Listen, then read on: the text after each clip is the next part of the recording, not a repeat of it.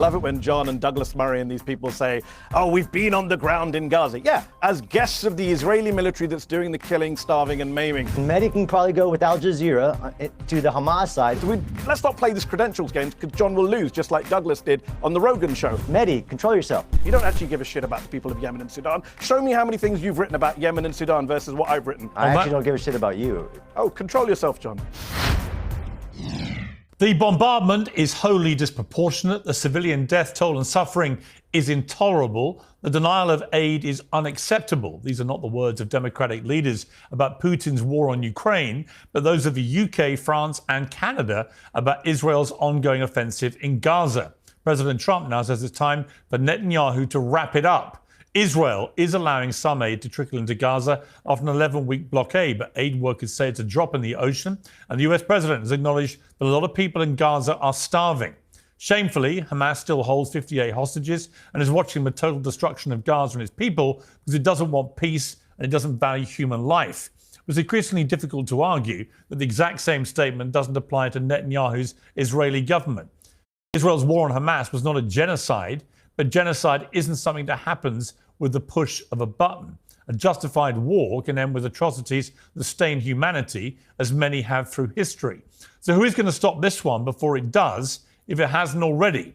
Well, joining me now is Mehdi Hassan, the editor-in-chief and CEO of Zatea, and retired Major John Spencer, chair of urban warfare studies at the Modern War Institute. OK, let's get into this. Mehdi, welcome back to Uncensored.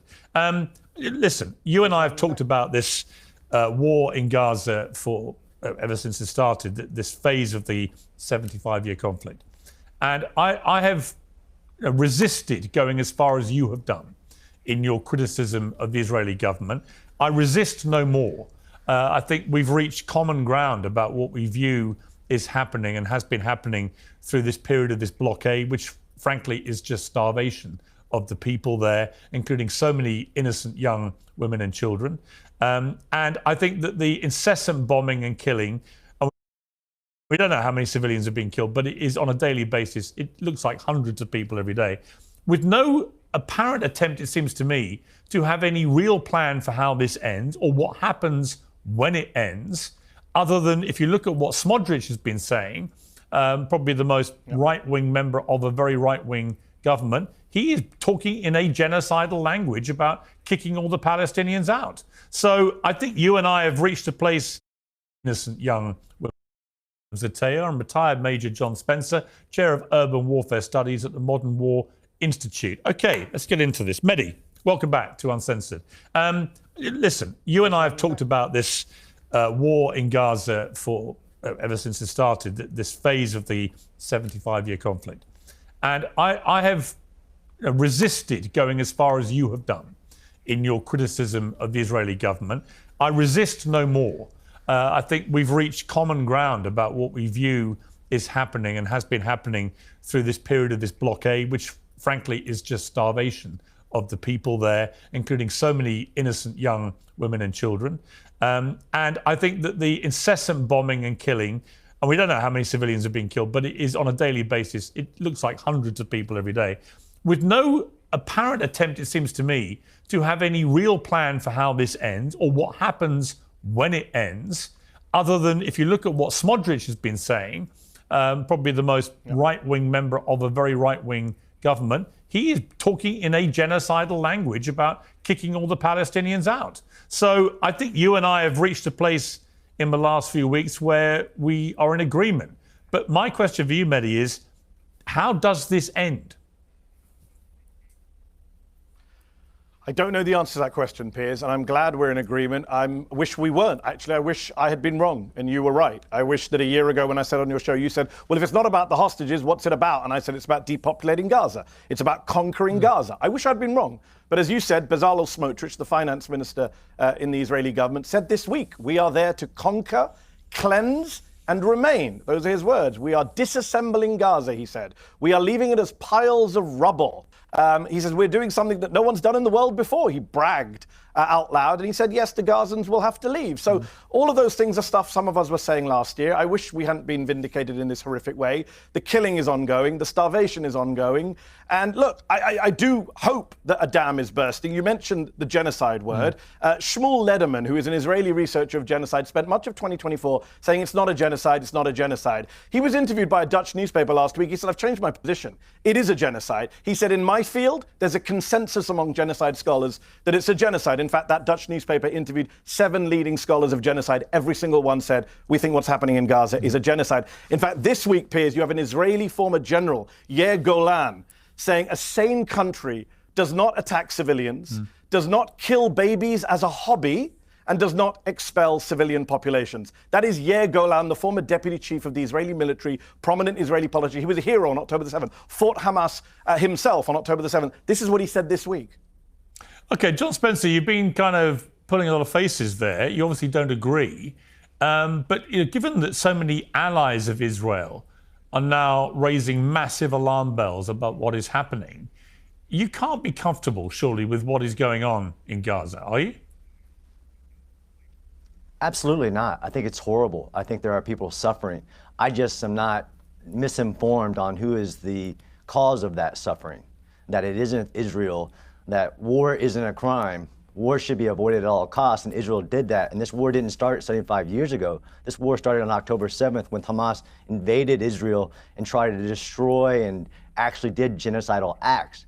I agree that there's a lot of suffering happening in Gaza, and it's the list of people who are responsible. Israel's not on it in my list. Hamas is on it, and I actually have solutions. You asked Mehdi for a solution. I have solutions based on the history of war.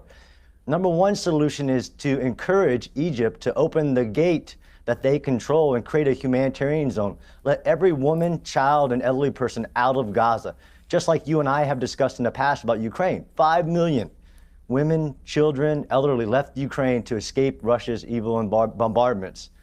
That could be done today, and it's criminal that it hasn't happened today. Now, Mehdi uses experts, although I thought credentialism and expert theory was a bad thing today. I've been on the ground, although I've heard that that's a bad thing as well. And what's missing here is, again, which is why I was shaking my head, is that you believe, based on statements of politicians that are not the actual government and the decision makers of the institution, that Israel is intentionally causing this harm. That's false as well. Point the finger at Hamas, as you've said in the past, Piers, and I'm sorry we've lost you. Maybe you and I can go to Gaza because it's not true. Well, actually, it's interesting. I mean, look, just on that, John, look, you haven't lost me. I still think Hamas is a terrorist organization which committed one of the worst terrorist crimes of the last century. And they should absolutely no longer have any power in that region. They should absolutely be dismantled as a political force and the rest of it. I just see no evidence that Israel's mission statement to eradicate Hamas has worked. In fact, conversely, more and more reports are coming out that for every Hamas terrorist who's been killed, they're being replaced by 4 or 5 people who share that ideology. So the mission statement isn't working. And you say that Israel is not intentionally killing innocent people, but it knows it is killing a lot of innocent people. So its argument is we're going after Hamas, they're embedded in civilian populations, but they are killing a lot of innocent civilians every single day.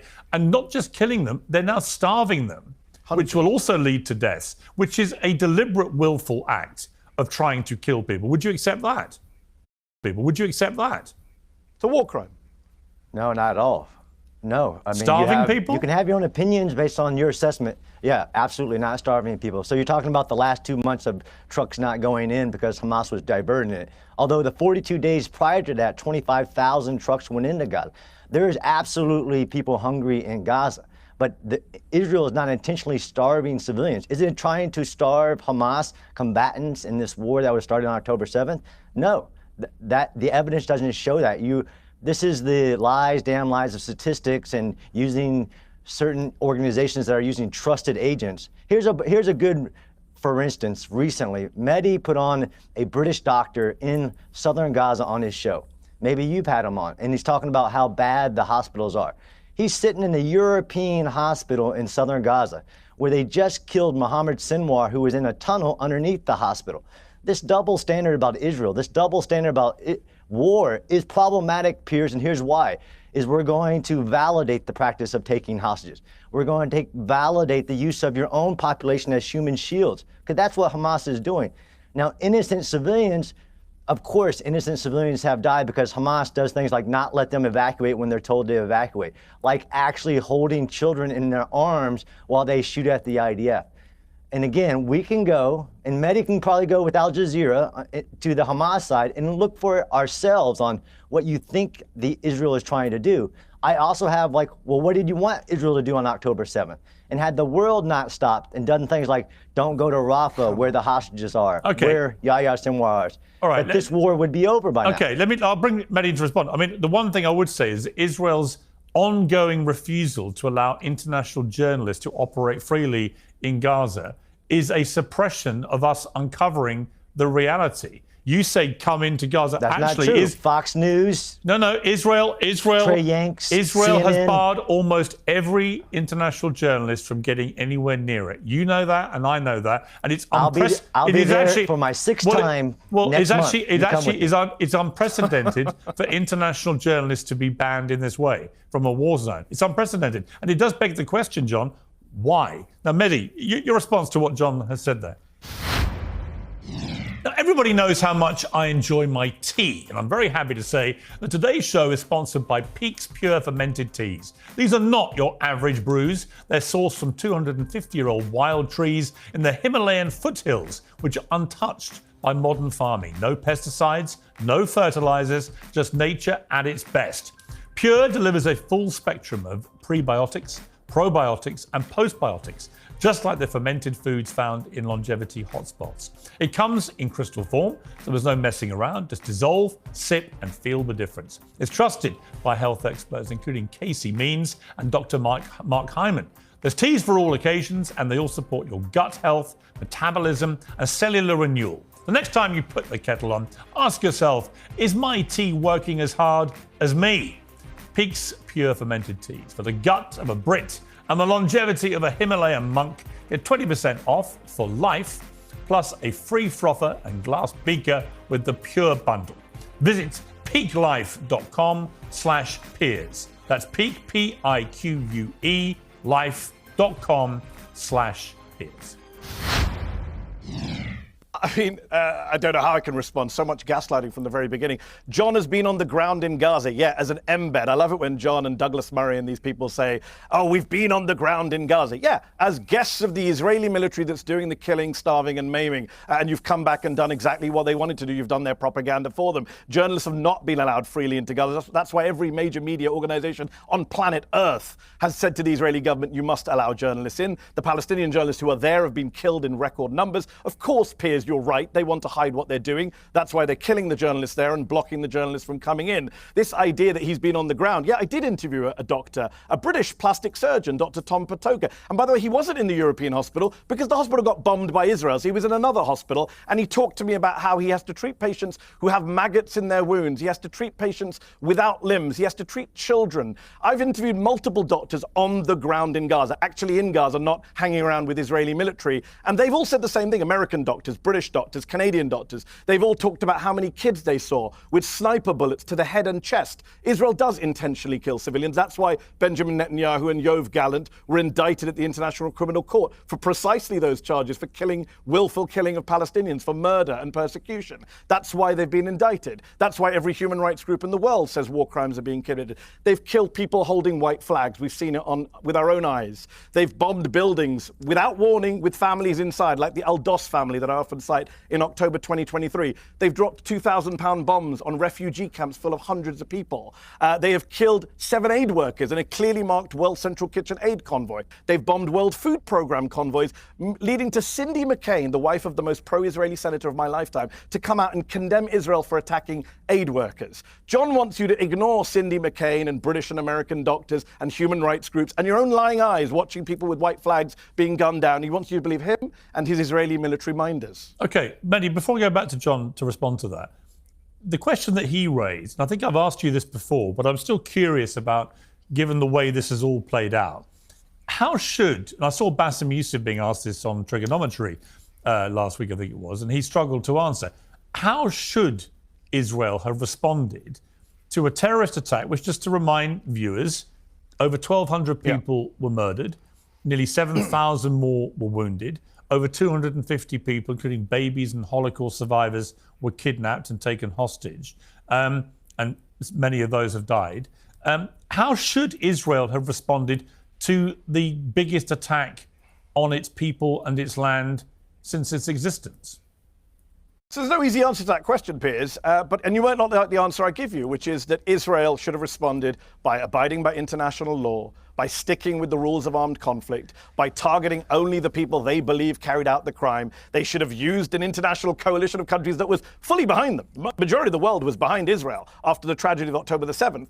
And by the way, I have a longer memory than maybe some people in this country. After 9/11, I got asked the same question. Well, what should we do if we don't bomb Afghanistan? What should we do if we don't go after bin Laden, etc.? How did that work out? 23 years later, your pal Donald Trump, Piers, is taking pictures with the former leader of Al-Qaeda, who's still on a globally designated terrorist wanted list, right? That's where we came. The war on terror was a complete failure. And some of us who saw that, and by the way, Joe Biden even said this in one of his more coherent moments. He said Israel should learn from our lessons. Israel did not learn from the US lessons. And actually, even if you forget about all the innocent Palestinians they killed, even if you don't give a shit about the people of Gaza, even if you only care about the people of Israel, Israel's not any safer today. Israel is not winning this war. John said on Times Radio a year ago, I went back and checked, March of last year, John said, we're very close to winning. Israel's close to victory. Over a year later, they're not close to victory. They're just starving children and denying baby formula. And the former Israeli general who ran the Gaza division said a few months ago, Hamas is winning this war. So they've not made themselves any more secure. I don't have some perfect solution for what they should have done on October 7th,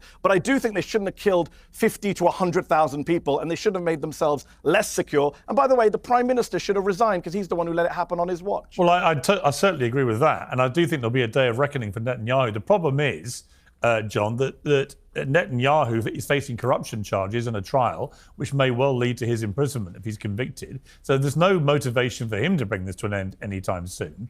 And listen, I agree with Mehdi.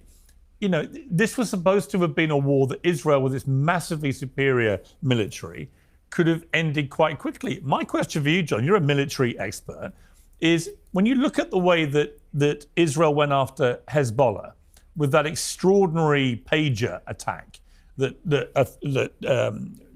was unleashed on 3,000 members of Hezbollah. You think if you've got the capability to do that,